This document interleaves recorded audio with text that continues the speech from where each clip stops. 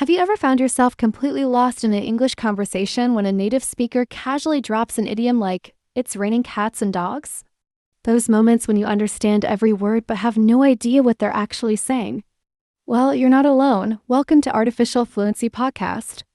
I'm Emma, and today we're diving into the colorful, sometimes confusing, but always fascinating world of English idioms and phrases. By the end of our time together, you'll not only understand these expressions, but actually start using them confidently in your everyday English conversations.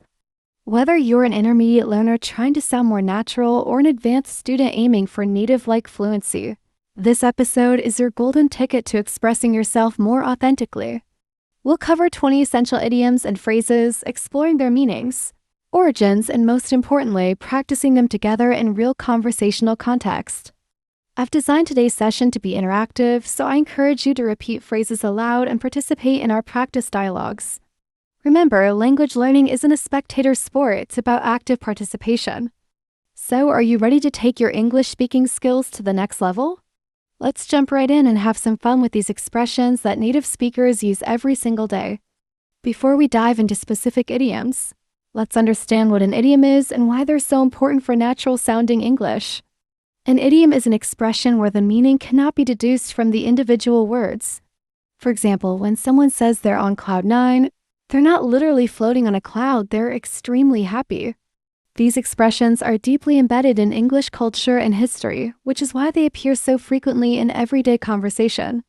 Native speakers use idioms constantly, often without realizing it. Research suggests that native English speakers use an average of 4 idioms per minute in casual conversation. That's why understanding these expressions isn't just helpful, it's essential for truly comprehending natural English. One of the biggest challenges with idioms is that they often don't translate directly from your native language. Trying to translate them literally can lead to some very confusing misunderstandings. For example, the German expression "das Stepp der Bauer" translates literally as "the bear is dancing there," but actually means it's going to be a great party.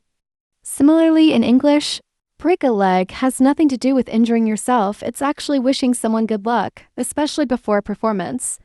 This is why memorizing idioms as complete phrases rather than individual words is so important. Think of them as single vocabulary items rather than combinations of words.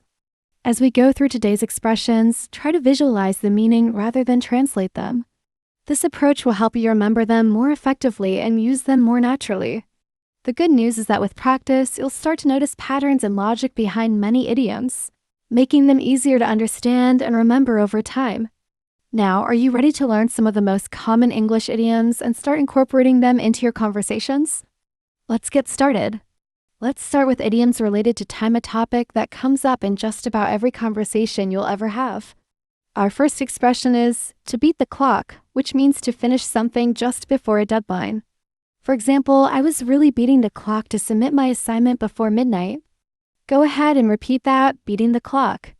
Good. Now, when might you use this? Perhaps when talking about a work project. I've been beating the clock all week trying to finish this presentation. Next is in the nick of time, which means at the last possible moment, just before it's too late. As in, the ambulance arrived in the nick of time and saved her life. Repeat after me, in the nick of time. Excellent. You might say, I caught the train in the nick of time this morning. Can you hear how these expressions add color and emphasis to what you're saying? They convey not just the facts, but also your feelings about the situation. Another useful time-related idiom is around the clock, meaning continuously throughout day and night. The emergency services work around the clock. Say it with me, around the clock. Perfect. You could use this in a sentence like, with my new baby at home, I feel like I'm working around the clock. Now, let's practice these in a short conversation. Imagine you're telling a friend about a busy work week. This project has been so stressful. I've been working around the clock to get everything done. Yesterday, I was really beating the clock to submit the first draft. I managed to send it in the nick of time, just seconds before the deadline. Do you see how these 3 idioms help paint a vivid picture of your hectic schedule? Let's try another one, once in a blue moon, which means very rarely or almost never. She only visits her hometown once in a blue moon. Repeat, once in a blue moon. Great, you might tell someone, I only eat fast food once in a blue moon, maybe a few times a year. The final time-related idiom we'll cover is to kill time, which means to do something to make time pass when you're waiting. I played games on my phone to kill time while waiting for my flight. Say it with me, to kill time. Wonderful. Now, let's use all 5 of these time-related idioms in a practice dialogue. I'll play both parts, but feel free to pause and repeat the lines to practice. Now let's explore idioms that express feelings and emotions expressions that will help you communicate your inner state more authentically. Our first idiom is to feel under the weather, which means to feel sick or unwell. Sorry I missed your party, I was feeling under the weather. Repeat after me, feeling under the weather. Good job. You might say to a colleague, I'm feeling a bit under the weather today, so I might leave the office early. Next is to be on cloud 9, meaning to be extremely happy or elated. Ever since she got the promotion, she's been on cloud 9. Try saying it, on cloud 9. Excellent. You could tell a friend, after passing my driving test, I was on cloud 9 for days. Another useful emotion idiom is to drive someone up the wall, which means to annoy or irritate someone greatly. My neighbor's loud music drives me up the wall. Repeat, drives me up the wall. Perfect. You might complain, my roommate never washes the dishes, and it's driving me up the wall. Let's continue with to have butterflies in your stomach, which describes that nervous, fluttery feeling you get when anxious or excited. Before giving my presentation, I had butterflies in my stomach. Say it with me, butterflies in my stomach. Well done. You could share, I always get butterflies in my stomach before a job interview. Our final emotion idiom for this section is to blow off steam, meaning to release stress or anger, often through some physical activity. After that difficult meeting, I went to the gym to blow off steam. Repeat, blow off steam. Great. You might tell someone, I like to go for a run after work to blow off steam. Now, let's practice using these emotion idioms in a conversation. Imagine you're catching up with a friend after a challenging week. What a week! My new project manager has been driving me up the wall with last-minute requests. Yesterday, I had a big presentation and had butterflies in my stomach all morning. Then I started feeling under the weather right after lunch. I think it was the stress.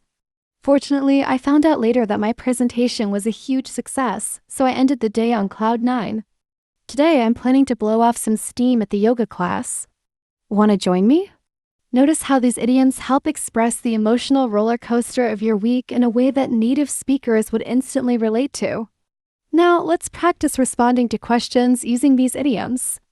I'll ask a question and then provide a sample answer using one of our idioms. Feel free to pause and create your own response as well. Communication is at the heart of language learning, so let's explore idioms that will help you discuss conversations themselves more naturally.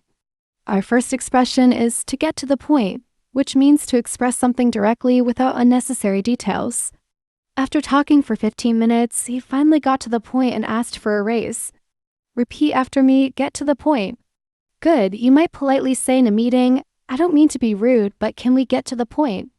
We only have 10 minutes left. Next is to put words in someone's mouth, meaning to suggest that someone said something when they actually didn't.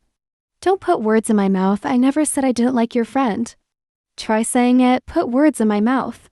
Excellent. You might need to use this if someone misrepresents what you said. I didn't say the project was failing, so please don't put words in my mouth. Another useful communication idiom is to be all ears, which means to be listening attentively and with great interest. Tell me about your trip to Japan, I'm all ears. Repeat. I'm all ears. Perfect. You could use this when a friend has news. You got a new job? I'm all ears, tell me everything. Let's continue with to hold your tongue, which means to stop yourself from saying something even though you want to. I had to hold my tongue when my boss took credit for my idea. Say it with me. Hold my tongue. Well done. You might share, it was difficult to hold my tongue when she made those comments, but I knew it wasn't the right time to respond. Our final communication idiom in this section is to talk someone's ear off, meaning to talk to someone for a long time, possibly boring them. When my grandfather starts talking about his youth, he can talk your ear off for hours. Repeat, talk your ear off. Great. You might warn someone, don't ask my roommate about her thesis unless you want her to talk your ear off. Now, let's practice these communication idioms in a dialogue. Imagine you're discussing a work meeting with a colleague. That meeting was so frustrating. Jack spent 30 minutes on irrelevant details before he finally got to the point. Then, when I tried to explain my perspective, Lisa kept putting words in my mouth, suggesting I was against the whole project. I had to hold my tongue several times to avoid making the situation worse. When the boss asked for feedback, I was all ears, hoping to hear some clear direction. But instead, the marketing director talked our ears off about campaigns from 5 years ago. What a waste of time. This conversation shows how these idioms can help you discuss communication dynamics in a nuanced, natural way. When learning these phrases, try to associate them with specific situations where you might use them in your own life. This makes them more memorable and easier to recall when you meet them. Now let's tackle idioms related to success and overcoming challenges perfect for discussions about work, education, or personal goals. Our first idiom is to hit the nail on the head, which means to describe exactly what is causing a situation or problem. Your analysis of the company's issues really hit the nail on the head. Repeat after me, hit the nail on the head. Good. You might say to a colleague, I think you've hit the nail on the head with your observation about our marketing strategy. Next is to be in the same boat, meaning to be in the same difficult situation as someone else. Don't worry about making mistakes in English class, we're all in the same boat here. Try saying it in the same boat. Excellent. You could use this to build solidarity. Many new parents feel exhausted and overwhelmed. You're in the same boat as millions of others. Another useful idiom is to bite off more than you can chew, which means to take on more responsibility than you can manage. By enrolling in 5 courses while working full-time, I've definitely bitten off more than I can chew. Repeat, bitten off more than I can chew. Perfect. You might admit I bit off more than I could chew when I volunteered to organize the entire conference by myself. Let's explore to break new ground, meaning to do something innovative that hasn't been done before. Her research is breaking new ground in cancer treatment. Say it with me. Breaking new ground. Well done. You could say, this technology is breaking new ground in renewable energy solutions. Our final idiom in this section is to go the extra mile, which means to make a special effort to achieve something. The customer service representative really went the extra mile to solve my problem. Repeat, went the extra mile. Great, you might praise someone. I appreciate how you went the extra mile to make our guests feel welcome. Now, let's practice these idioms in a conversation about a work project. Imagine you're discussing a team challenge with your manager. I think our team has bitten off more than we can chew with this project timeline. However, everyone is in the same boat, feeling the pressure to deliver quality work quickly. Your suggestion about reorganizing our workflow really hit the nail on the head. It identified the exact problem. I'm confident that if we all go the extra mile this month, we can still meet our deadlines. In fact, some of our solutions are breaking new ground in how we approach client projects. This conversation demonstrates how these idioms can help you discuss complex professional situations with nuance and clarity. Notice how they add color and precision to your communication about challenges and success. Let's practice using these idioms in response to specific scenarios. I'll describe a situation and then provide a sample response using one of our idioms. Again, feel free to pause and create your own response as well. Now, let's pull together many of the idioms we've learned today in an extended dialogue. I'll present a conversation between 2 friends, Alex and Jamie, catching up after not seeing each other for several months. Pay attention to how naturally the idioms fit into their conversation, and notice how they enhance the expressiveness and authenticity of the exchange. After I read the dialogue, we'll break it down and practice key phrases. Alex, Jamie, it's so good to see you. It feels like we only meet once in a blue moon these days. Jamie, I know. I've been working around the clock on this new project. It's been driving me up the wall, to be honest. Alex, that sounds stressful. Do you want to talk about it? I'm all ears. Jamie, well, to get to the point, my team bit off more than we could chew with the timeline. We're breaking new ground with some of the technology, which is exciting but challenging. Jamie, yesterday I was really beating the clock to finish my part before the team meeting. Alex, I'm in the same boat at my job. My manager talks my ear off about deadlines but doesn't provide enough resources. Jamie, exactly. Sometimes I have to hold my tongue in meetings when people put words in my mouth about what my team can deliver. Alex, that sounds frustrating. How do you handle the stress? Jamie, I've been going to kickboxing classes to blow off steam. Also, I got some good news yesterday that has me on cloud nine and being considered for a promotion. Alex, that's fantastic. I had butterflies in my stomach just last week when I had to present to the executive team, but it went well. Alex, my boss said I hit the nail on the head with my analysis. Jamie, you always go the extra mile with presentations. Hey, are you feeling okay? You look a bit under the weather. Alex, I'm just a bit tired. I caught the train in the nick of time this morning and had to run to the station. Jamie, why don't we grab dinner this weekend? We can catch up properly instead of just killing time in this cafe. Alex, that works for me. I've missed our conversations. Now let's practice some of these exchanges. I'll pause after each line so you can repeat it, focusing on making the idioms sound natural. Great job practicing the dialogue. Did you notice how many idioms we incorporated naturally into this conversation? This is exactly how native speakers use these expressions, seamlessly woven into everyday discussions. Try to imagine yourself in similar conversations and think about which idioms would fit naturally. The more you practice using them in context rather than in isolation, the more natural they'll feel when you need them in real-life situations. Congratulations!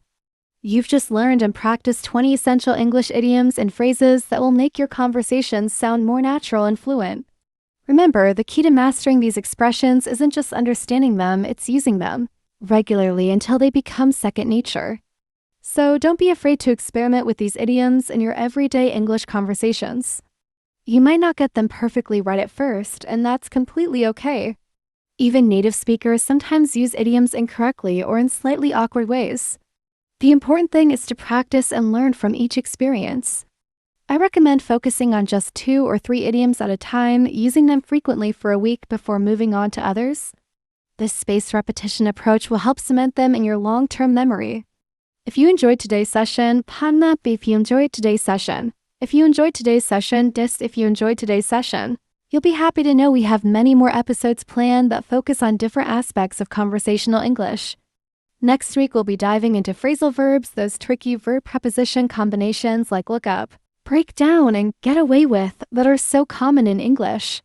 Be sure to subscribe to Artificial Fluency Podcast so you don't miss it. I'd also love to hear which idioms you find most useful or which ones you'd like to learn more about. You can leave comments on our website at artificialfluency.com or reach out on our social media channels. Finally, if you want additional practice with these idioms, visit our website for downloadable worksheets and flashcards that accompany this episode. Thank you so much for joining me today. Remember, becoming fluent in English idioms doesn't happen overnight. It's a journey that happens step by step. I'm Emma from Artificial Fluency Podcast, and I look forward to helping you continue that journey in our next episode. Happy practicing!